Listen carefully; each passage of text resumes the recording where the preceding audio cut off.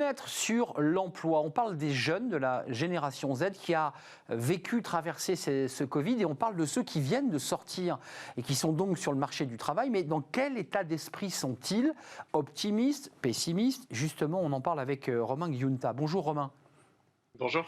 On est ravis de vous accueillir. Responsable marketing B2B et relations presse chez Monster. Monster, donc c'est une plateforme numérique, alors qui appartient, vous m'arrêtez, au groupe Randstad, c'est bien ça? Oui, tout à fait. Vous avez fait une étude chez Monster qui est très très intéressante parce que vous avez un peu sondé les cœurs. D'abord, un premier chiffre, et puis on va le commenter ensuite. 43% de ces jeunes interrogés craignent que leur manque d'expérience entrave leur parcours professionnel. Vous les sentez comment, ces jeunes que vous avez interrogés? Pas vous, mais l'Institut de sondage. Un peu pessimistes, un peu inquiets quand même, non? Finalement, oui, assez mitigé. On a 49% des candidats qui se déclarent plutôt confiants vis-à-vis de leur future carrière et de la carrière qui s'offre à eux sur le marché de l'emploi.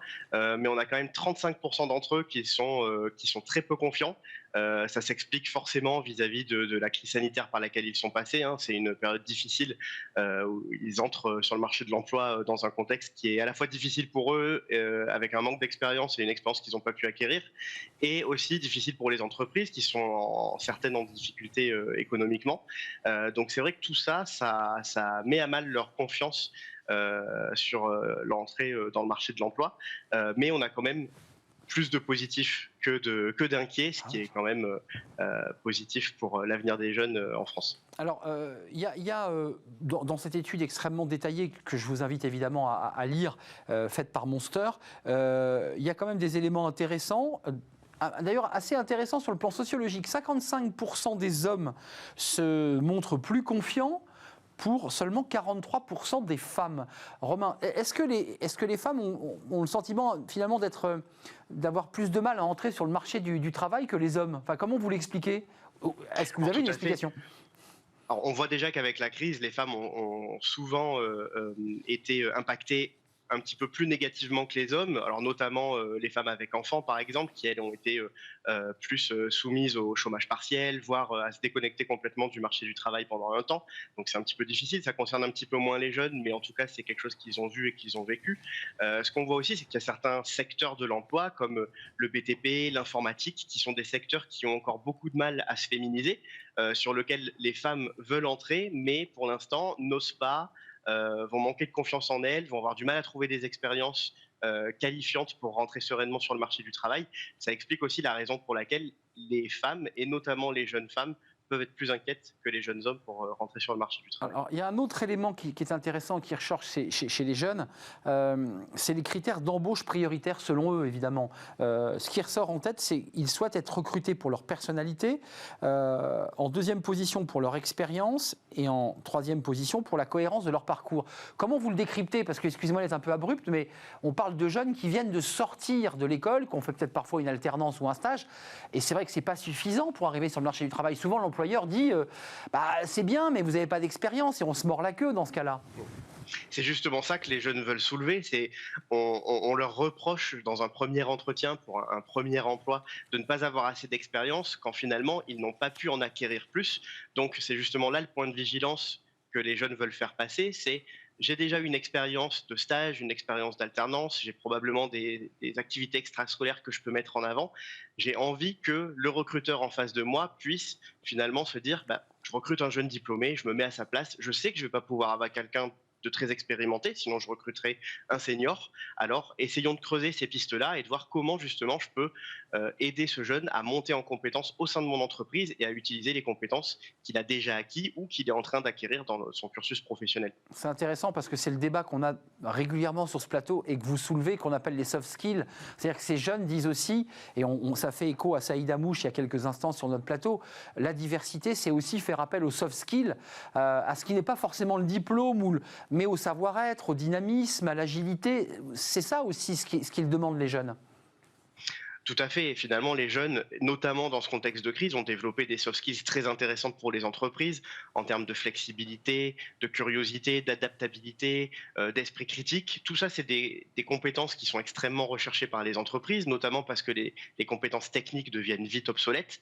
Donc, c'est finalement un point sur lequel les jeunes peuvent miser pour rentrer sur le marché du travail et un point qui finalement intéresse beaucoup de recruteurs pour justement déceler les jeunes potentiels qui n'ont pas forcément beaucoup d'expérience. Donc, les soft skills, en effet, à optimiser sur le CV des jeunes pour un premier emploi et un premier entretien. Et oui, et qui vient compenser le fait qu'il faut le dire, qu'il n'ait pas d'expérience professionnelle sur le job ou l'emploi auquel il recrute. Alors il y a un autre sujet qui va venir faire aussi passerelle avec notre première rubrique aujourd'hui dans Bien dans son job, qui était la quête de sens. Alors on avait un chercheur, un professeur à l'EM Normandie qui évoquait la quête de sens. Là aussi, dans ce sondage, on la retrouve.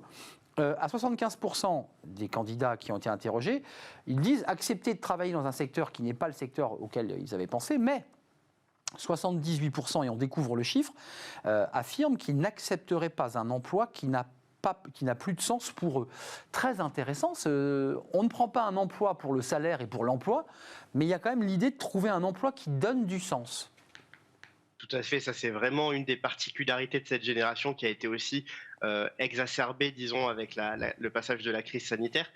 Les jeunes finalement ont une carrière qu'ils ont envie de travailler, une carrière qui veulent correspondre à leurs valeurs. Ils ont envie aussi de trouver une entreprise qui correspond à leurs valeurs et ils sont prêts à changer d'emploi assez rapidement d'ailleurs s'ils ne trouvent pas ce qui leur correspond à la fois professionnellement et humainement. Et c'est ce qui ressort dans cette étude, c'est que malgré la crise sanitaire, les jeunes, d'une part, ne sont pas prêts à accepter un salaire plus bas et aussi ne sont pas prêts à accepter un salaire qui n'a pas de sens pour eux, puisque pour eux, on est encore loin de trouver un emploi alimentaire pour passer cette crise sanitaire. On est plutôt du genre à dire je suis prêt à continuer mes études, je suis prêt même à faire une reconversion, mais je veux trouver du sens dans mon travail pour finalement vivre cette carrière pleinement et qu'elle se passe le plus sereinement possible. Alors terminons, Romain, si vous en êtes d'accord, avec deux sujets qui sont importants et qui sont d'ailleurs souvent pas toujours réglés par les chiffres, hein, parce que tous les chiffres ne disent pas la même chose. La question du rapport au CDI, et puis on terminera par le télétravail, parce que le télétravail aussi, qui est entré de plus en plus dans les mœurs et dans les recrutements. D'abord sur le CDI, dans votre étude, il y a 52% des candidats qui préfèrent avoir un CDI contre 20% un CDD. Alors c'est vrai que ça dépend des études, parfois il y a moins, parfois il y a plus. C'est quand même intéressant ces jeunes dont on dit ils veulent quand même malgré tout pour la moitié d'entre eux de la stabilité. Oui, c'est vrai. Alors, la génération Z, on la qualifie de génération volatile, justement en quête de sens, qui est prêt à changer d'entreprise. Pour autant, je pense que là, c'est vraiment contextuel. On a eu un besoin de sécurité, d'avoir un CDI. Ça ne veut pas dire qu'on ne serait pas prêt à quitter son CDI par quête de sens, je pense. Ça veut simplement dire on sécurise l'emploi, on est prêt à trouver le job idéal en CDI sur le long terme parce que si l'entreprise nous correspond vraiment et qu'on partage les mêmes valeurs, les jeunes de la génération Z sont aussi prêts à faire un très long chemin avec cette entreprise-là. Pour autant, je pense qu'il y a moins de freins à casser un CDI et aller vers une autre entreprise ou vers un autre emploi si le sens diminue ou si les conditions humaines et professionnelles diminuent également. Un tout petit mot sur le télétravail. Le télétravail, bon, ils aiment bien, mais ils veulent hybrider. Beaucoup de directeurs et de chefs d'entreprise sur ce plateau pendant le Covid nous disaient c'est pas les jeunes qui veulent être en télétravail full remote, ils veulent aller à l'entreprise, ils veulent avoir du lien. Et oui, les jeunes premières expériences professionnelles, nécessairement veut dire qu'on a aussi envie de connaître le monde réel, hein, entre guillemets, le monde réel de l'entreprise, l'ambiance au travail, comment se passent les relations sur place. C'est quelque chose qui n'est pas possible avec le télétravail, on est sur une forme digitalisée. Donc c'est vrai que le système qui est le recommandé par les jeunes, c'est vraiment le système hybride, de garder cette flexibilité, mais de pouvoir quand même rencontrer ses futures équipes au bureau pour créer des liens, s'affirmer dans sa position professionnelle, pouvoir aussi gravir les échelons hiérarchiques et avoir tout cet aspect aussi plutôt informel du travail qu'on a moins quand on est en remote. Alors Romain, juste avant de nous quitter, parce que j'ai découvert ce chiffre qui, lui, évidemment, fait passerelle avec ce que vient de nous dire Saïd Amouche de Mosaïque RH, entreprise que vous connaissez. Je ne sais pas si Monster sera présent à ce sommet le 29 novembre, mais l'invitation est lancée. 24% des jeunes interrogés considèrent que les discriminations fondées sur le genre, la validité, l'orientation sexuelle, l'appartenance ethnique ou religieuse, comme le deuxième plus gros obstacle en matière de recrutement, qui vient évidemment faire écho au diagnostic posé par Mosaïque RH. C'est un vrai sujet, ça. Ah oui, c'est un vrai sujet. Alors, dans le positif, c'est que c'est un sujet aussi que les entreprises sont en train d'assimiler, de rentrer dans leur stratégie de marque employeur pour justement dire aux jeunes, on se soucie de la diversité et de l'inclusion et on veut vraiment faire des efforts. Maintenant, on sait qu'il y a aussi beaucoup d'entreprises qui ne font pas du tout d'efforts sur ces thématiques de diversité et d'inclusion, même si elles le souhaitent, mais elles n'ont pas encore les moyens de le faire. Et pour les jeunes, c'est vrai que c'est quelque chose d'important, c'est quelque chose qu'ils vivent au quotidien pendant leurs entretiens d'embauche, par exemple, où on a aussi interrogé des jeunes en direct qui nous disent, quand ils soumettent leur candidature, ils ont beaucoup de mal parfois à simplement divulguer leur nom, qui pourrait avoir une consonance étrangère. Évidemment. Tout ça, c'est des réalités malheureusement qui sont bien là encore en 2021 et on espère qu'elles vont se gommer petit à petit. Il y a encore beaucoup de chemin à faire. Et merci beaucoup Romain Giunta. Et puis dernier élément, dans le classement à égalité à 22%, il faut quand même préciser qu'ils se plaignent d'un manque de réseau et la situation économique des entreprises préoccupe les candidats, donc ils n'ont pas de réseau et puis ils ont l'impression que la crise, la porte va leur claquer à la figure, ils ont aussi cette angoisse. Tout à fait. Manque de réseau parce que encore difficile de faire Oui. jouer son réseau professionnel quand on en a peu et on sait qu'il y a encore une grosse partie des volumes de recrutement qui se font justement par la recommandation d'un collègue, d'un ancien manager, d'un membre d'une ancienne école. Donc c'est un point que les jeunes ne peuvent pas maîtriser pour l'instant de par leur entrée très soudaine très récente sur le marché du travail.